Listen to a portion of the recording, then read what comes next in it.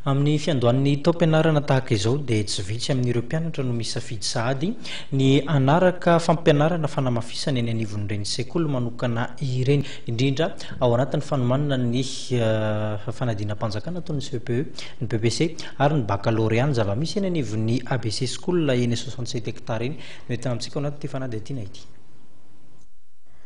Maro amin'ireo tanora no misafidy ny anaraka fampianarana fanamafisana eny amin'ireny sekoly manokana ireny, entina miatrika ny fanadina-mpanjakana CEPE, BEPC ary ny BAC.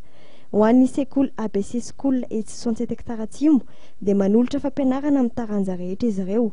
Efa misokatra fisoratana anarana amin'izao fotoan'izao, raha toka ao amin'ny volana Desambra no any kosa no anatanterahana ny fidirana. Ny korona BAC, BEPC, CEPE indray zany zao nitolotra vaovao mila ian'ny mpianatra anampy be amin'ny zareo zany anomanana zany sanatsarana ny vokam-panadinana.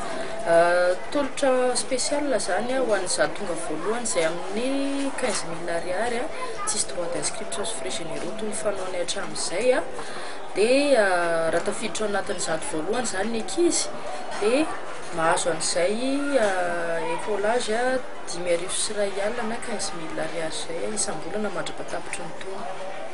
Manomana ireo olona miomana amin'ny fifaninanana fandraisana mpiasam-panjakana ihany koa ny ABC School.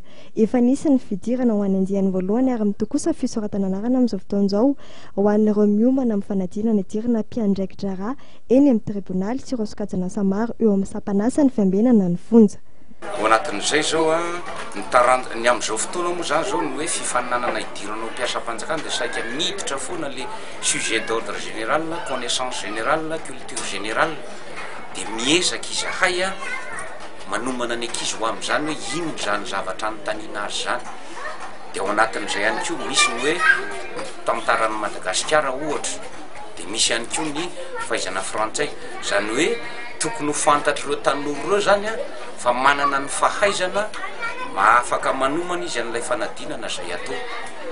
Maritra 2 volana ny fampiofanana satria dia ny 10 ka hatramin'ny 17 volana janoary 2024 no anatanterahana ny fifaninanana idirana ho mpianatra greffier des tribunaux, contrôleur d'administration pénitentiaire, encadreur d'administration pénitentiaire, agent pénitentiaire ary greffier comptable.